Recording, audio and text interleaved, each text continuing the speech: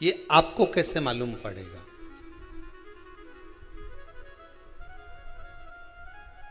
पितृ भूखे हैं, इसका तो वर्णन हमने पहले कर दिया कि रात्रि को जब आप सोने के बाद में 1-1.5 घंटे बाद अगर आपकी नींद खुल जाए, 1 घंटा 1.5 घंटा आप सो लिए, उसके बाद जो नींद खुली तो 1-1.5 घंटे तक अगर आपको नींद नहीं आ रही है, रात्रि को सोने के बाद में 1 घंटे बाद जब उठे तो आपको प्यास लग गई, भूख लगने लगी, प्यास लगने लगी कि मेरे को पानी पीना पड़ेगा, घबराहट हो रही, पानी पीना पड़ेगा। 1-1.5 घंटे सोने के बाद अचानक नींद खुले और आपको प्यास लगे, समझ लेना आपके पितृ भूखे हैं और प्यास है।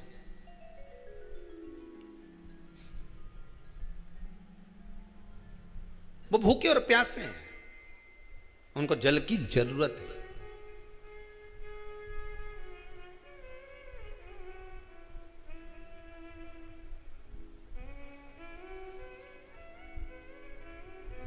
किसी भी नदी में, सरोवर में, कुंड में, बावड़ी में, तालाब में, आप तीर्थ में जाकर जब स्नान करते हैं तो स्नान करने के बाद एक काम का नियम बना लो कि अपने हाथ की अंजलि में जल लेकर अपने पूर्वजों को देना। प्यासे रहते हैं, भाग मांगते हैं।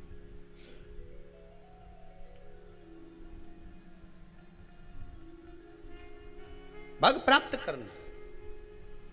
3 वृक्ष पितरों के तुल्य हैं। नैमिषारण्य की कथा में भी कहा था 3 वृक्ष पितरों के तुल्य हैं। पहला पीपल, दूसरा वट वृक्ष, तीसरा बेलपत्र का वृक्ष। ये पितरों के तुल्य हैं। अगर आपको रात्रि में नींद नहीं आ रही है, ऐसा लगता है कि रात्रि को 1 घंटा 1.5 घंटा सोने के बाद कुछ गलत गलत विचार आने लगते हैं, नींद सुबह 3 बजे तक 4 बजे तक नहीं आती, 4 बजे के बाद फिर नींद आती है, तो एक प्रैक्टिकल जरूर कर कर देखना। एक प्रैक्टिकल करने में क्या जाता है, प्रयास करने में क्या कुछ जाता है क्या? प्रैक्टिकल कर कर देखना कि कहीं सियोर वाला महाराज झूठ तो नहीं बोल रहा, तो प्रैक्टिकल करने में कुछ नहीं जाए। 1 लोटा पानी लो, उसमें थोड़ा सा कच्चा दूध डाल लीजिए, श्राद्ध पक्ष चल रहा है, बेलपत्री का पेड़ या पीपल का पेड़ या बट का पेड़, इन पेड़ के नीचे ले जाकर उस दूध को दोपहर में सुबह 10 बजे से लेकर 12 बजे के बीच में ले जाकर चढ़ा दीजिए। रात्रि को फिर ना आपको प्यास लगेगी, ना भूख लगेगी, नींद एक बार लगी तो सुबह ही खुलेगी। प्रैक्टिकल करने में क्या जाता है? पानी डालने में तुम्हारा कुछ जाएगा? अरे बोलो तो सरी, हमें 10 रुपया का दूध जरूर उसमें, और तुम इतनी चतुर हो, इतना सारा दूध थोड़ी डालोगी, तुम 2 चीज़ डालोगे। कहाँ तुम इतना डालने वाली हो है?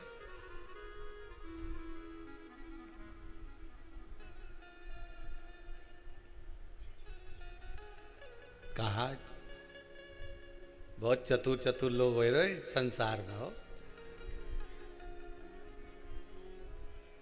भले पूजन पाठ नहीं करे पर कहीं का एकदम मिलने आ जाए ना, क्या अम्मा जी है क्या पाठ कर रही है, फिर वो भी बैठ गई तुरंत, अभी तो सोई थी,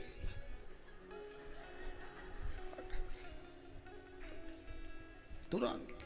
क्या पंडित जी हैं क्या, उनसे थोड़ा काम है, अभी माला जप रहे हैं, मालूम पड़े पंडित जी तो आराम से सेव फल खा रहे थे। अब प्लेट सोफा के नीचे घुसे तुरंत।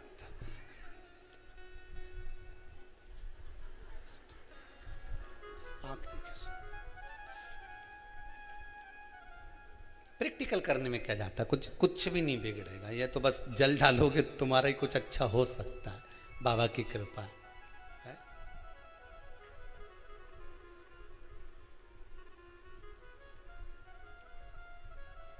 3 वृक्ष पितरों के तुल्य हैं। पहला जम के बोलिए पीपल, दूसरा वट वृक्ष, तीसरा बेलपत्री का वृक्ष।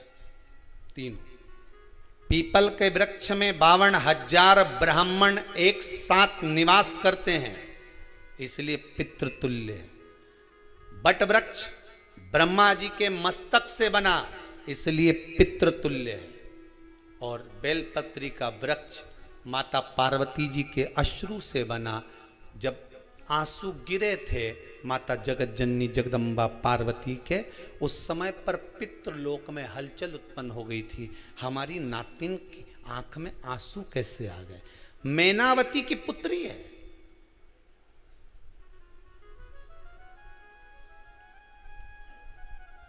पितरों की नातिन, इसकी अश्रु कैसे गिर गए? पार्वती जी ने कहा ये आंसू नहीं, मेरा पुण्य भाग प्रकट करती हूं बेलपत्री के रूप में। तो पितरों ने वर दिया था कि ये बेलपत्री का वृक्ष हमारा आशीर्वाद है, इसके नीचे अगर कोई दीप लगाता है, शिव को स्पर्श कर चढ़ाता है, उसके पितरों की शांति होगी। हम स्वयं उसको आशीर्वाद देने के लिए पधारेंगे। बेलपत्र का वृक्ष पितृतुल्य।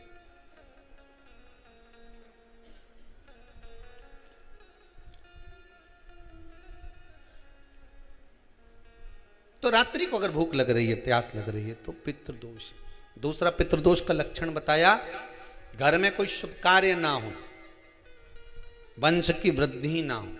1 रुपये कमाओ, 1.25 रुपये खर्च हो रहे हैं, पैसा 10 जगह से कमाई आ रही है पर घर में टिक नहीं पा रही है, आया गया, पितृदोष है। जरा सी कटोरी पड़ी है, उसके पीछे विवाद चालू हो जाए, पानी ढुल गया उसके पीछे विवाद हो जाए, या छोटी छोटी बात में घर में क्लेश मचा हुआ है, पितृदोष है। समझ लो हमारे पूर्वज हमसे खुश नहीं, प्रसन्न नहीं। कोई कहता है गुरुजी श्राद्ध बड़े बेटे को करना चाहिए कि छोटे को करना चाहिए? शिव महापुराण की कथा कहती है, अगर जायदाद का पूरा हिस्सा बड़े ने लिया हो और तुमने अपनी माता का दूध ना पिया हो तो एक ही को कर लेने दो। अगर माता का दूध पिया है और अगर एक अंगूठी भी ली है, जरा सा एक कपड़ा भी अगर सास का लिया है, तो श्राद्ध तो तुझे करना ही पड़ेगा, करना ही पड़ेगा। तूने मेरा दूध पिया है तो बिल्कुल जम के तो बोलो। अगर तुमने उनका कुछ खाया है तो अब एक काम और हो सकता है, गुरुजी वो श्राद्ध अगर हम नहीं करें और बड़े भैया करें और हम उन्हीं के यहाँ चले जाएं तो चले जा, मना कौन कर रहा है? पूड़ी का तेल तू ले जा, खीर का दूध 2 थैली तू खरीद के ले जा। जितना वहां वो सेवा करे उतनी सेवा तुम करो। गलत है क्या? जायदाद का भी तो हिस्सा किया था। सुई की नोक के बराबर नहीं धुआं ने, ईंट इधर खसकी है तो हमारी इधर खसका दीजिए। हमारी बसियत में इतना लिखा है तो फिर बसियत में ये भी लिख के जाना चाहिए था। मैं तो कहूँ सबके तुम डरो मत ही रहे एक भी। जब छोरा छोरी के जब सब सामान प्रॉपर्टी दो ना, जमीन दो ना, जायदाद दो ना, सारा सामान छोरा छोरी के दो, तो उनके लिख के भी जाओ कि हमारी श्राद्ध कर दे अच्छे से, नहीं तो भूतड़ी बन के सताऊंगी।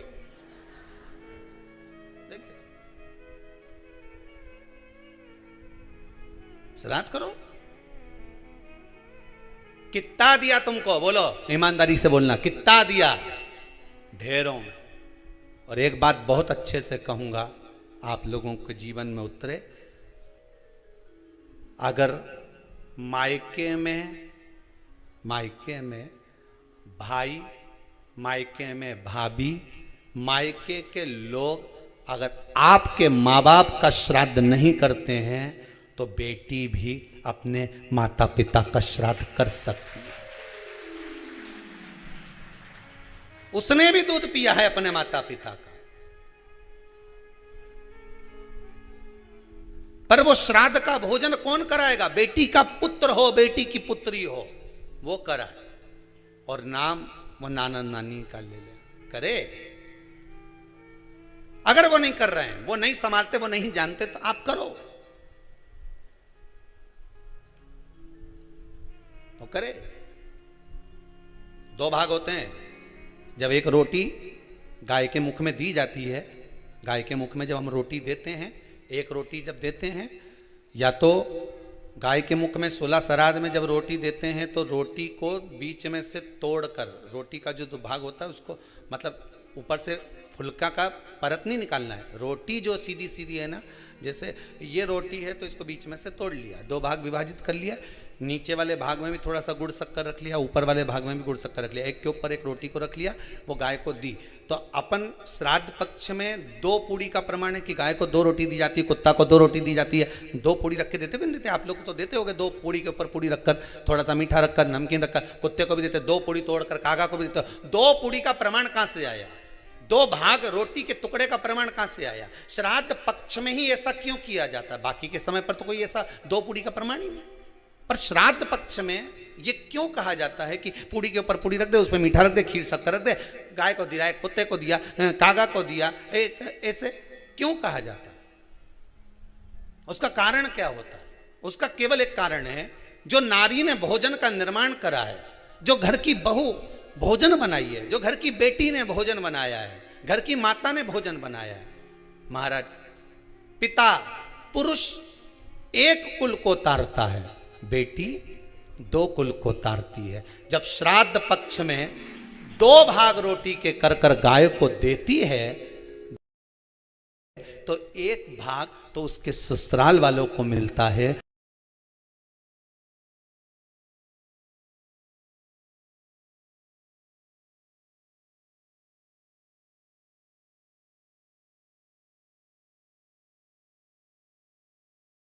मायके को भी मिले, ससुराल को भी। जब गया जी का पिंड होता है तो नाना नानी सबका स्मरण कराया जाता है। 2 भाग,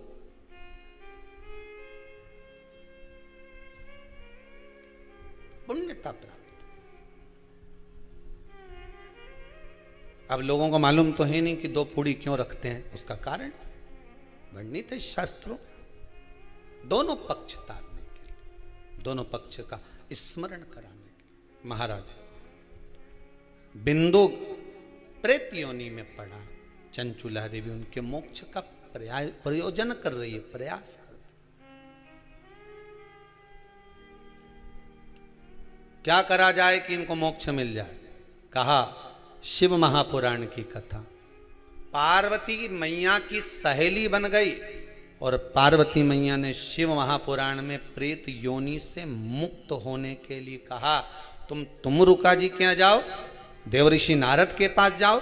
नारद जी ने तुमरुका जी के पास भेज दिया। क्यों? नारद जी जानते हैं मैं कथा नहीं कह सकता, मैं कथा सुन सकता हूं पर कह नहीं सकता, कहने के लिए मुझे बैठना पड़ेगा, सुनने के लिए हो सकता है कि मैं चले जाऊं, वापिस आकर बैठ जाऊं।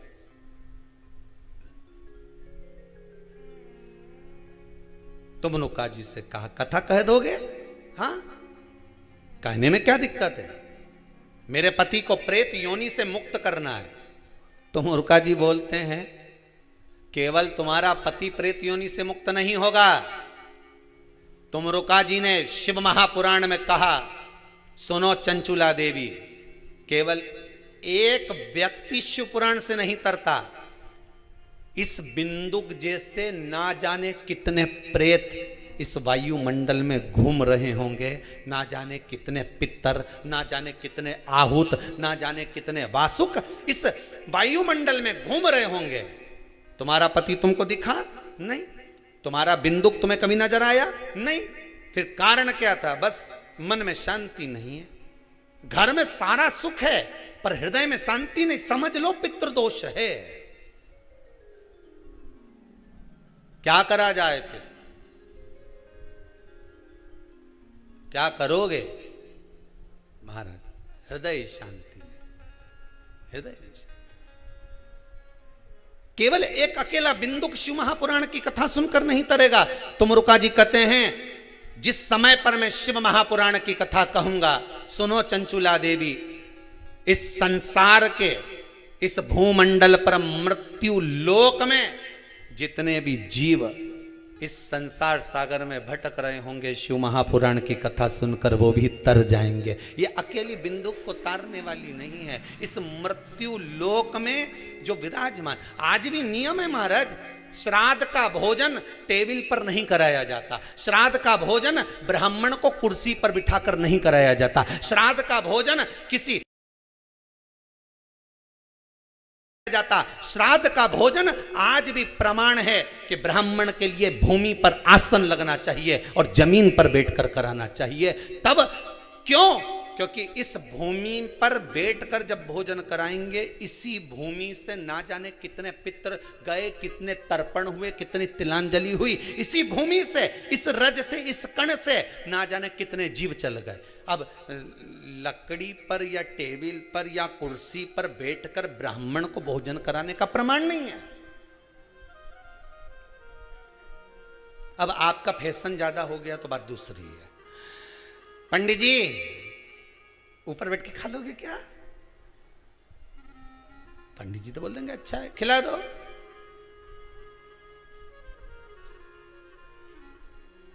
ऊपर बैठ के क्यों?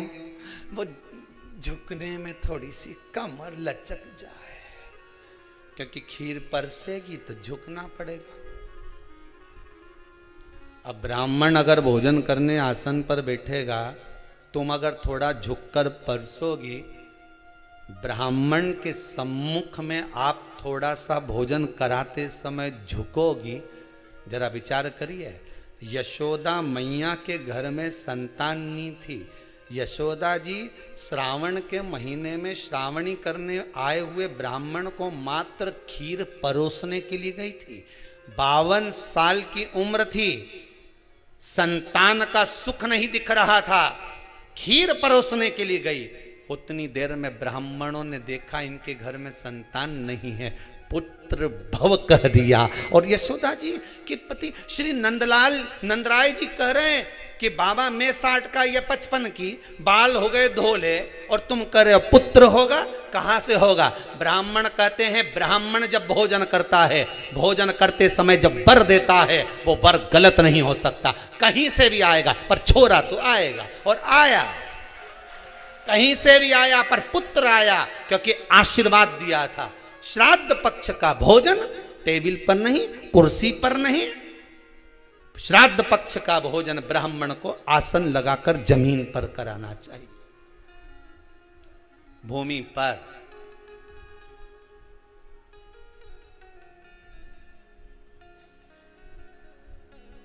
अब आजकल के ब्राह्मण भी थोड़े नीचे,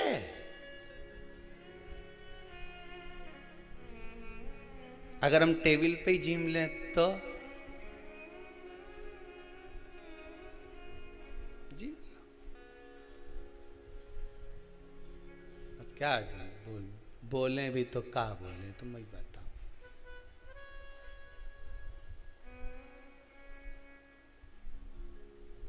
थोड़ा सा भाग भूमि का हो महाराज। तर्पण तिलांजलि सब भूमि पर। हम तो जो जजमान हवन करने के लिए भी जो जजमान लोग नाम लिखाए हैं पितरों के लिए, तो हम उनको भी कहते हैं कि कुर्सी पर बैठकर आहुति छोड़ने से अच्छा है आप बैठो मनानी पर, पहले सबसे पहले भूमि पर 10 मिनट बैठो, पर बैठकर आहुति छोड़ो। उसके बाद भले आप स्टूल लगाओ, कुर्सी लगाओ, आपकी मर्जी, पर 10 मिनट 5 मिनट तो आप भूमि पर बैठो उन जीवों के लिए, उन जीवों के।